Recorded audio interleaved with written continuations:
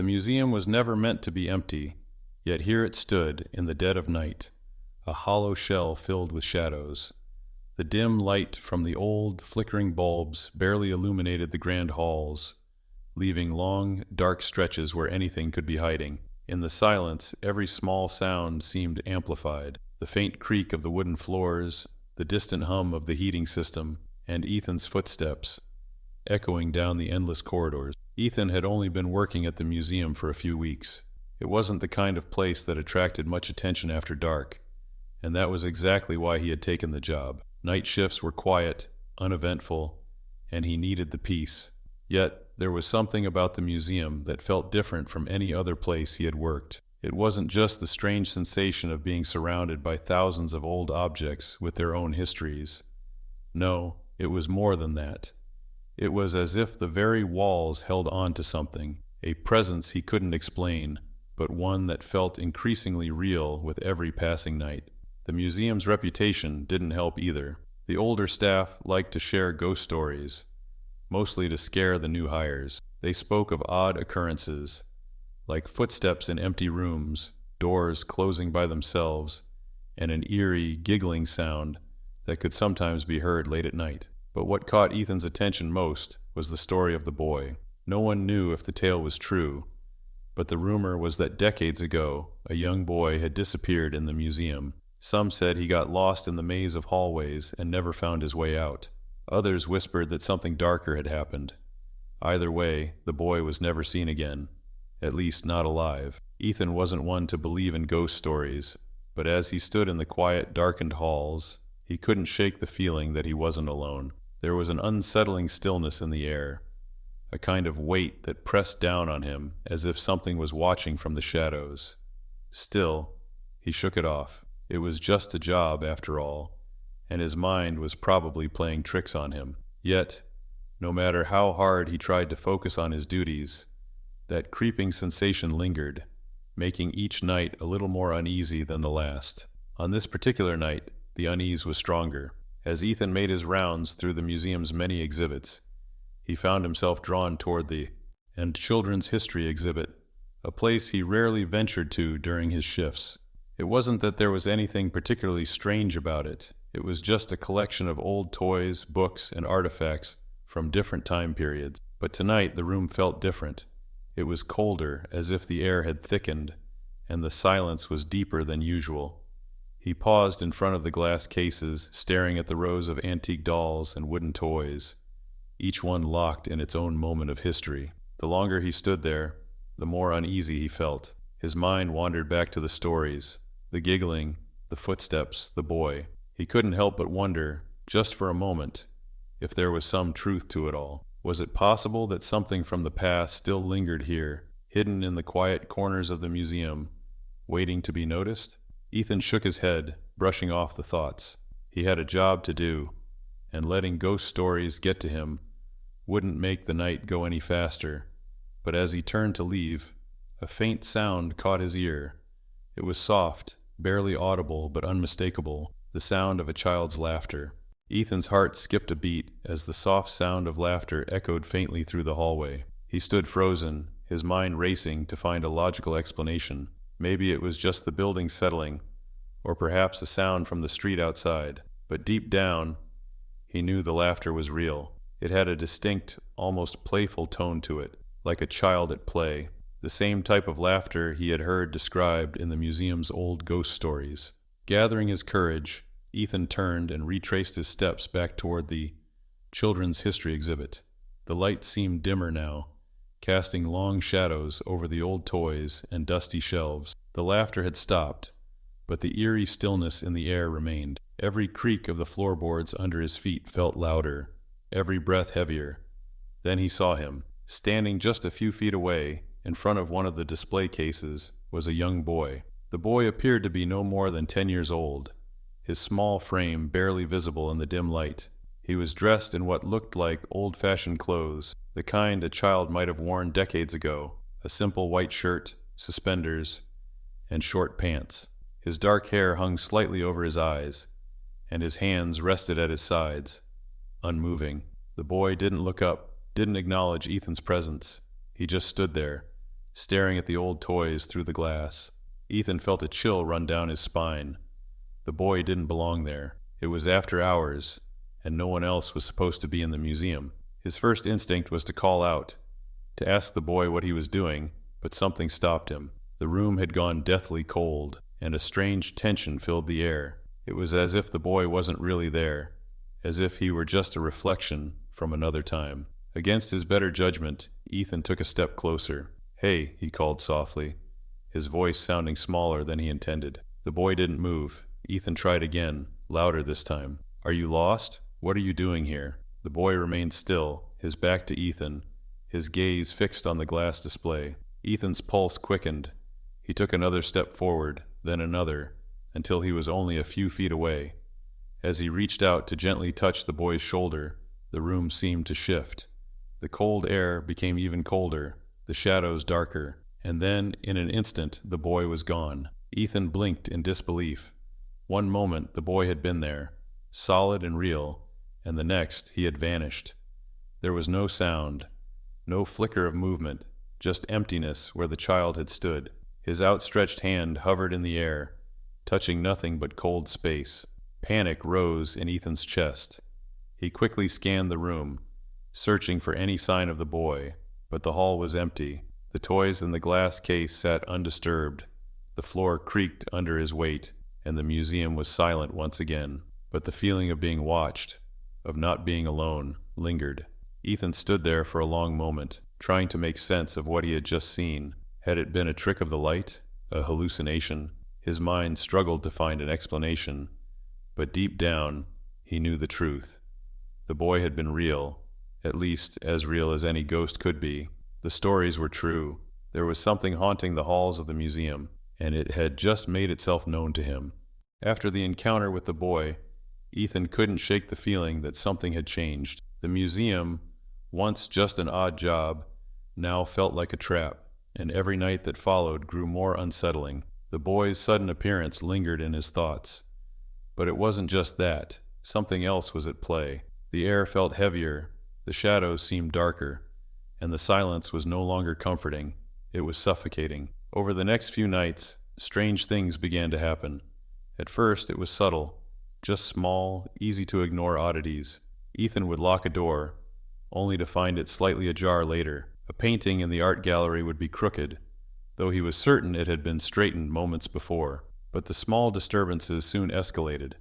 One evening, as he was making his rounds through the ancient history wing, he heard footsteps behind him, slow, deliberate footsteps, like someone walking carefully through the dark. Ethan stopped, his breath catching in his throat, and turned around. The hallway was empty.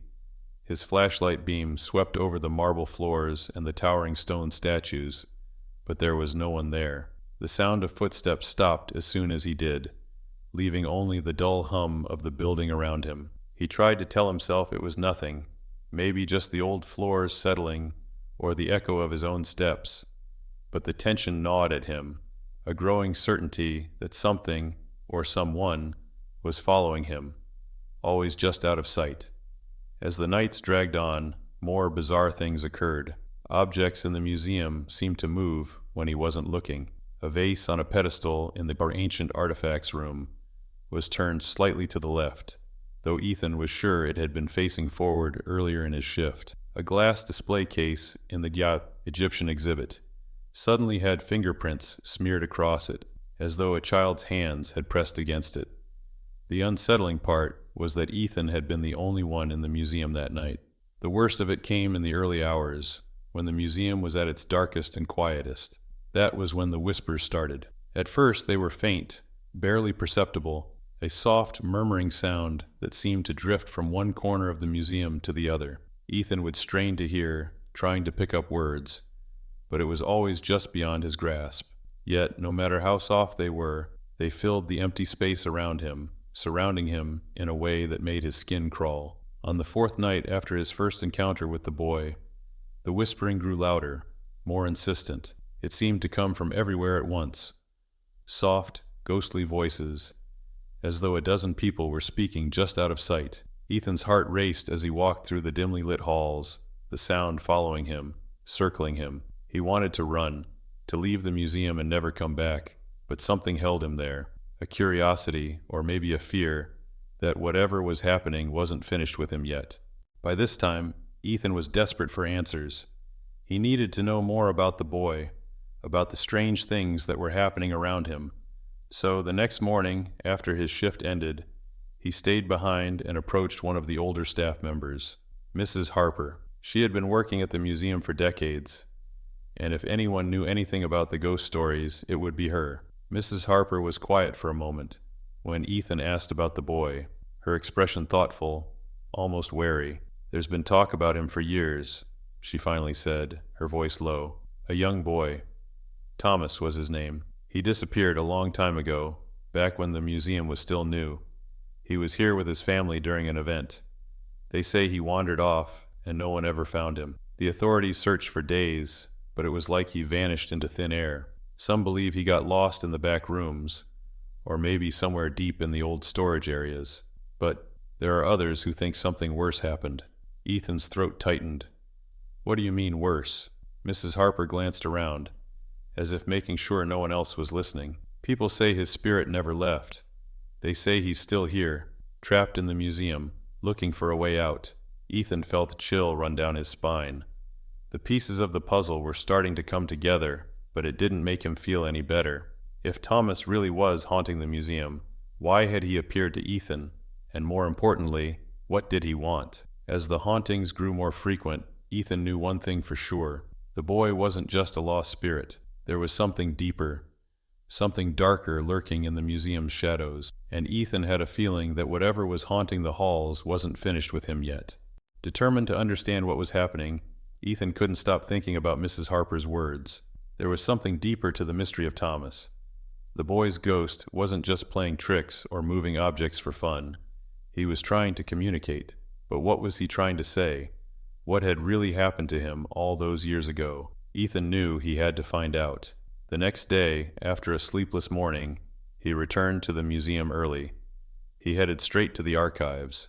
The museum kept a detailed record of its history, from old newspaper clippings to personal journals written by past employees. If anyone knew what had happened to Thomas, the answers would be buried in these files. Hours passed as Ethan sifted through the dusty stacks of papers and documents. His eyes burned from exhaustion, but he pushed on, determined to find a clue.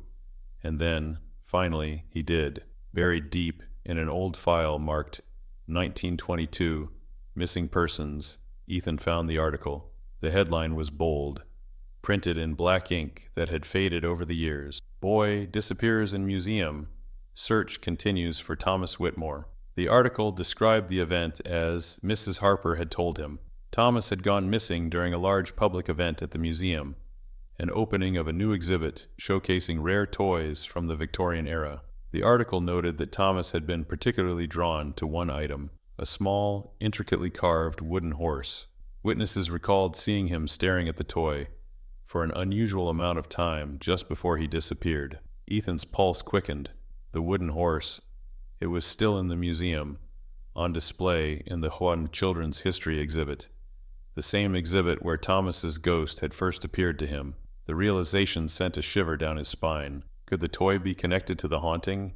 He wasn't sure, but there was something about it that felt important. As Ethan dug deeper into the records, he uncovered more unsettling details. The Whitmore family was wealthy, one of the most prominent families in town at the time. They had been major donors to the museum, contributing several artifacts, including the wooden horse.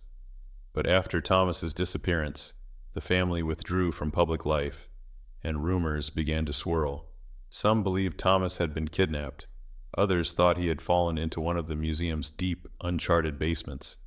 But the most chilling rumor was that Thomas's spirit had never left the museum at all, that his life had somehow become tied to the very artifacts he had once been so fascinated with. Ethan couldn't shake the feeling that this was the key, the wooden horse. The toy seemed to be at the center of everything. Every time he had seen Thomas, it had been near that exhibit, and every time the boy vanished, the toy seemed to change its position. It was as if Thomas was trying to guide him toward it. That night, Ethan's shift started like any other, but he knew this one would be different. The museum felt heavier than usual, as if the walls were bracing for what was to come. The lights flickered more frequently, and a cold breeze seemed to follow him wherever he went. As he walked through the halls, the whispers began again, louder this time, almost pleading. He knew where he needed to go, this children's history exhibit. When he entered the room, the air was thick with tension. The dim light cast long shadows over the rows of old toys, and there, in its usual place, was the wooden horse. But this time, it wasn't sitting quietly behind the glass. The glass case had been cracked open, and the horse lay on the floor, as if it had been placed there deliberately. Ethan's heart raced as he knelt to pick up the toy. The wood was cold to the touch, unnaturally cold, as though it had been left outside in the freezing night air. As he held it in his hands, a strange sensation washed over him, a mix of sorrow and fear. He could almost feel the boy's presence beside him, watching, waiting. Suddenly the temperature in the room plummeted and the lights flickered violently. The whispers grew louder, swirling around him, as though the very air was alive with the voices of the past. Ethan turned, and there he was, Thomas, standing just a few feet away, his small figure illuminated by the faint light. This time the boy didn't vanish. He stood there staring at Ethan, his expression one of sadness and longing. Ethan's mouth went dry. "Thomas," he whispered, his voice barely audible, "what do you want?" The boy didn't speak, but he didn't need to. The answer was clear. He was trapped, his spirit bound to the museum, to the toy, to the place where he had been lost so many years ago. Ethan's mind raced as he tried to understand. Was the boy seeking closure? Was there something Ethan could do to help him move on? As the cold air wrapped around him, Ethan knew one thing for sure. Thomas's story wasn't finished. Whatever had happened to him that day long ago had left his spirit restless, and now it was up to Ethan to figure out how to finally set him free. The weight of the wooden horse in Ethan's hand felt unnatural. It wasn't heavy, but it carried an overwhelming sense of history, as though all of Thomas's sorrow and confusion were trapped within its carved wooden form. Ethan's mind raced, piecing together the fragments of the boy's tragic story, the ghostly appearances, the laughter, the moving objects. All of it was leading him to this moment. Ethan knew he couldn't turn back now. He had to confront whatever was holding Thomas's spirit in the museum. With the wooden horse clutched tightly in his hand, he stood and faced the ghostly figure of the boy. Thomas hadn't moved, his wide, sad eyes still locked on Ethan, but there was something different about him now. The boy's presence felt more intense, almost as if the air itself were vibrating around him. Ethan took a deep breath and spoke, his voice trembling slightly. "Thomas, I know what happened. You're trapped here, aren't you? Tied to this place, to this toy." The boy didn't respond, but Ethan could feel the temperature drop even further. A sharp, icy breeze swept through the room, rustling the papers on a nearby desk and causing the lights to flicker even more violently. The museum felt alive, as if the walls themselves were groaning under the weight of the supernatural force within. Ethan's skin prickled with fear, but he pushed it aside. He had to help Thomas. He stepped closer to the boy, holding the wooden horse out in front of him like an offering. "Is this what's keeping you here? Is this why you can't leave?" For the first time, the boy moved. Slowly, Thomas raised his hand and pointed at the wooden horse, his pale finger trembling slightly. Ethan could see the sorrow in the boy's eyes, an overwhelming sadness that spoke of years of loneliness and confusion.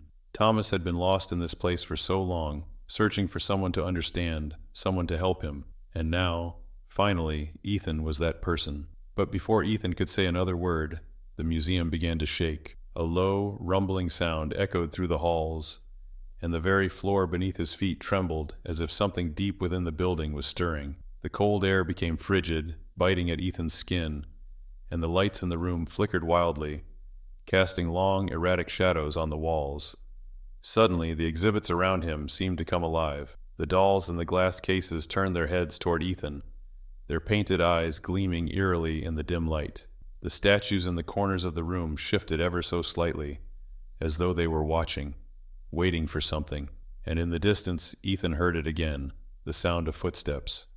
But this time they weren't soft or hesitant. They were heavy, purposeful, and they were getting closer. Ethan's heart pounded in his chest as he realized what was happening. The museum was reacting to Thomas's presence, to his pain, to his anger. The ghost wasn't just a lost soul, he was something more, something powerful. And if Ethan didn't act fast, the entire building might collapse under the weight of the supernatural force now at play. "Thomas, listen to me," Ethan shouted, his voice barely audible over the growing chaos. "You don't have to stay here anymore. You're not alone. Someone knows what happened to you. You can let go." The boy's eyes flickered with something, recognition, maybe even hope, but the shaking only intensified. The room felt like it was tearing itself apart, the walls groaning under the strain, and the objects in the exhibit cases rattled violently. In a desperate move, Ethan knelt down and placed the wooden horse on the floor between him and the boy. "Take it, Thomas. If this is what's keeping you here, take it and let go." For a moment, nothing happened. The room remained tense, the air thick with cold and fear. But then, slowly, Thomas stepped forward. His small, ghostly figure moved toward the toy, his eyes never leaving Ethan's. When he reached the wooden horse, he knelt down, just as Ethan had done, and placed his small hands on it. The change was immediate. The shaking stopped. The lights, which had been flickering violently, stabilized. The cold air lifted, replaced by a strange warmth that Ethan hadn't felt in the museum before. Thomas looked up at Ethan one last time, his face no longer twisted in sorrow or confusion. There was something peaceful in his expression now, as though he had finally found the closure he had been searching for all these years. And then, just as quickly as he had appeared, Thomas vanished. Ethan stood there for a long moment, staring at the empty space where the boy had been. The wooden horse still lay on the floor, but the weight of the supernatural presence that had filled the room was gone. It was over. Thomas had moved on. Ethan exhaled slowly, feeling a sense of relief wash over him. The museum was silent again, but this time it felt different. The oppressive weight that had lingered in the halls was gone, replaced by a calm, almost serene atmosphere. Ethan knew, deep down, that Thomas had found peace. But as he turned to leave, something caught his eye. The wooden horse, which had been lying still on the floor, was now standing upright. Ethan paused, a shiver running down his spine. He took one last glance at the empty room, the faint echo of laughter drifting through his mind. The museum might have been at peace, but Ethan knew that some stories never really ended. Ethan couldn't shake the eerie calm that now filled the museum. The silence that followed Thomas's final appearance wasn't just the absence of noise. It felt like the lifting of a weight that had settled over the place for years. Walking through the now peaceful halls, Ethan allowed himself to breathe for the first time in what felt like days. It was over. The boy had moved on, and whatever strange grip the museum had on its history seemed to have loosened. But despite the quiet, Ethan's mind raced. The events of the last few nights replayed in his head over and over. The sight of the boy, the strange coldness, the museum coming alive with unseen forces. He felt drained, but also strangely relieved. Thomas was gone. The ghostly boy who had wandered the halls for decades had finally found peace. And with that peace, the museum seemed to breathe again. As Ethan made his way through the museum's familiar corridors one last time, he paused in front of the Yes Children's History exhibit, where it had all begun. The glass display case now held the wooden horse, once again locked away with the other antique toys. It looked innocent enough now, just an old relic from the past. But Ethan knew the truth. This small, seemingly harmless object had been the key to unlocking a tragedy long buried in the museum's history. On a whim, Ethan pulled out a small piece of paper and scribbled something on it. He folded the paper and placed it gently next to the wooden horse inside the case. The note read, "In memory of Thomas Whitmore, the boy who was never found." It was a small gesture, but it felt right. A quiet acknowledgement of the boy's existence and the life that had been forgotten by the world outside these walls. The museum would move on, and so would Ethan. But Thomas's story was now part of its history, etched into its legacy. As Ethan left the museum that morning, the sky was just beginning to lighten, the first hints of dawn creeping over the horizon. He didn't look back as he locked the doors behind him, feeling a sense of closure. The haunting was over, or so he thought. A few nights later, Ethan returned for another shift. Everything had been normal since the final encounter. No strange noises, no moving objects, no sightings of the boy. The museum felt like any other building, quiet and still. Yet, as he patrolled the darkened halls, A faint, familiar sound reached his ears. It was so soft that at first, Ethan wasn't sure if he had imagined it. But as he stopped and listened, his heart began to race.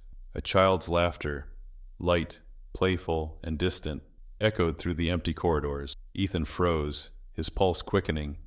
The sound faded as quickly as it had come, leaving only silence in its wake. He stood there for a long moment, staring down the empty hall, his mind racing. Had Thomas really moved on, or was part of him still lingering, watching over the museum? The answer was unclear, but one thing was certain. Some hauntings never truly end. With a quiet sigh, Ethan turned and walked away, leaving the question unanswered. The museum may have been at peace for now, but the echoes of its past would always remain, drifting through the halls, waiting for someone else to listen.